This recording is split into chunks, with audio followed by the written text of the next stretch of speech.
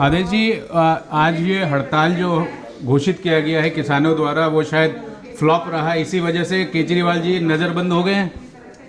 देखिए, केजरीवाल साहब की अपील बेअसर हो गई है और वो नज़र बंद नहीं, लोगों से नज़रें चुरा रहे हैं, क्योंकि उनकी अपील तो बेअसर हो गई है। आज पूरी दिल्ली में जो भारत बंद की अपील है वो बड़े बड़े जोश के साथ कल गए थे और उन्होंने कहा था किसानों से हम दिल्ली में भारत बंद कराएंगे।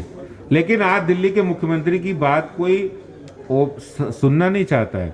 आज पूरी तरह से ये बंद फ्लॉप साबित हुआ, फेल हुआ है और इसीलिए नजरें चुराने के लिए नजरें छुपा रहे हैं दिल्ली के लोगों से और उल्टा झूठ बोल रहे हैं कि हमको हाउस अरेस्ट किया गया। हाउस में अरेस्ट करते हुए हाउस अरेस्ट का आरोप लगा रहे हैं। सर, पंजाब के मुख्यमंत्री कैप्टन साहब ने भी केजरीवाल जी पे कहा है कि 23 नवंबर को वो एक अध्यादेश गैजेट लाते हैं, किसान बिल को लागू करते हैं, एपीएमसी को लागू करते हैं, और दूसरी तरफ वो कह रहे हैं 23 नवंबर के बाद से कि हम किसान के साथ हैं। शायद कई और मुख्यमंत्री और कई और किसान नेता भी उनके अगेंस्ट उनके ये दोहरे चरित्र पे अपनी कमेंट दे रहे हैं और शायद ये भी एक वजह रहा हो। देखिए, वो ड्रामा करने में परफेक्ट हैं, झूठ बोलने में परफेक्ट हैं और ये झूठ और ड्रामा ये बार बार नहीं चलता है।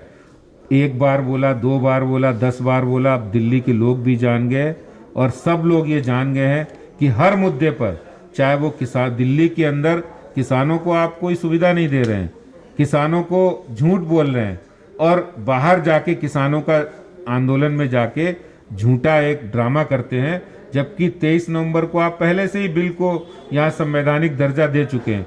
तो ऐसे में केजरीवाल साहब जो राजनीति कर रहे हैं सब लोग समझ गए हैं और वो एक्सपोज हो गए। सर, एक और बात, जो म्यूनिसिपैलिटी के पेंशनर्स हैं और जो पेशेंट्स हैं या जो डिफ़िकल्ट बहुत हॉस्पिटल्स हैं, वहाँ जो मौत होंगी उसका ज़िम्मेदार कौन होगा? और जो बहुत सारे आपके लोग म्यूनिसिपैलिटी के ऑफिशियल्स जो उनके घर पे जो धरना दे रहे हैं, अनिश्चितकालीन धरना दे रहे हैं, सुबह शाम पूरी दिन रात हैं, यदि उनको कोई हेल्थ इशू होता है तो उसका जिम्मेदार कौन होगा? देखिए, दिल्ली के लोगों के लिए दिल्ली निगम के अंदर जो काम करने वाले सफाई कर्मी, डॉक्टर्स और जो कर्मचारी हैं, उनकी सैलरी के लिए, उनके हितों के लिए आज निगम पार्षद वहाँ बैठे हैं और निगम जो सर्विसेज देता है वो लोगों की सुविधा बढ़ाने के लिए देता है, चाहे वो सफाई की व्यवस्था हो, हॉस्पिटल में हो या एजुकेशन में हो, हर जगह। और आज अगर निगम को दिल्ली सरकार पैसा नहीं देती है तो उसका प्रभाव अल्टीमेटली दिल्ली की जनता पर पड़ता है, उसकी सफरर दिल्ली की जनता होती है। इन सब मांगों को लेकर वो लोग वहाँ बैठे हुए, अपनी सैलरी के लिए नहीं बैठे निगम पास। और ऐसे में दिल्ली के मुख्यमंत्री को इतनी भी वो नहीं आया, उनको संवेदनशीलता नहीं आई कि वो उन पार्षदों से, महिला पार्षदों से मिलते। वो रात को सर्दी में वहाँ बैठे हुए हैं और अगर उनको कुछ परेशानी होती है और कोई भी बात होती तो इसका सीधा जिम्मेदार दिल्ली के मुख्यमंत्री हैं। दिल्ली के मुख्यमंत्री अगर संवेदनशीलता जाहिर करते और वो कहते कि हाँ ठीक है, आप लोग भी दिल्ली की जनता के लिए मांग करने के लिए आए, दिल्ली के 2 लाख जो निगम कर्मी हैं उनकी हित के लिए आए, हम और आप बैठ के बात करेंगे और हम आपकी समाधान निकालेंगे। आप हर समय राजनीति करेंगे 24। ये राजनीति है या बदले की भावना है, ये क्लियर होना चाहिए आदेश जी। बिल्कुल, राजनीति वो कर रहे हैं बदले की भावना से, क्योंकि वो निगम चुनाव में हार मिली है। अब वो ये चाहते हैं भारतीय जनता पार्टी को बदनाम करना। लेकिन आज भारतीय जनता पार्टी के हमारे निगम पार्षद बैठे हैं और दिल्ली में ये संदेश पहुंच गया है कि दिल्ली के अंदर दिल्ली सरकार एमसीडी के साथ सौतेला व्यवहार कर रही है। जल बोर्ड को आप 50,000 करोड़ रुपए लोन दे देते हैं और दिल्ली निगम को आप पैसा नहीं देते हैं, क्योंकि यहाँ भारतीय जनता पार्टी की सरकार है और हम सेवा नहीं दे पाएंगे, इसलिए भारतीय जनता पार्टी बदनाम होगी। ये बात दिल्ली के लोग जान चुके हैं और दिल्ली के मुख्यमंत्री, आज दिल्ली की जनता के इस चरित्र के बारे में पता लग गया उसको। सर, फॉरेन के कई सारे ऑर्गेनाइजेशंस हैं जहां अभी 2 दिन बाद केजरीवाल जी लेक्चर देंगे, पहले भी लेक्चर देते हैं। क्या आप उन ऑर्गेनाइजेशंस को लिखेंगे कि दोहरा चरित्र जो इस सरकार का है, जो सरकार काम नहीं कर पाती है, क्या आप इसके बारे में लिखेंगे? दे डोंट नो गवर्नेंस, क्या आप इस पे ये आरोप लगा रहे हैं केजरीवाल जी पे?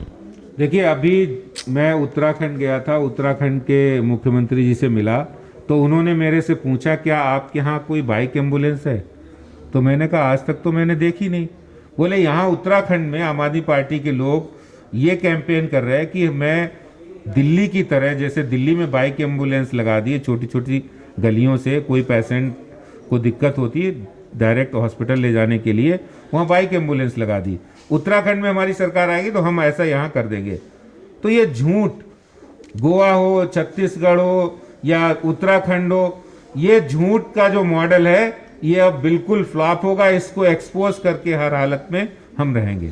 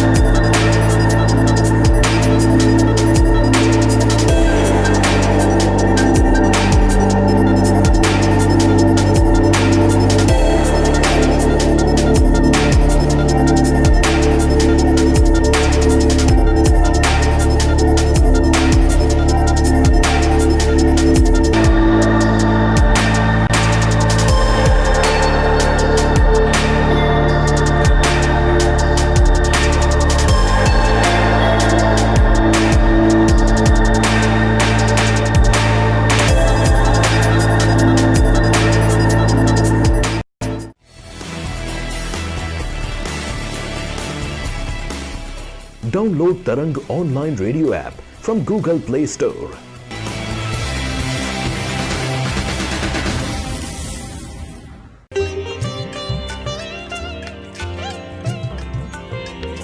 You are listening to Tarang Devotional Online Radio.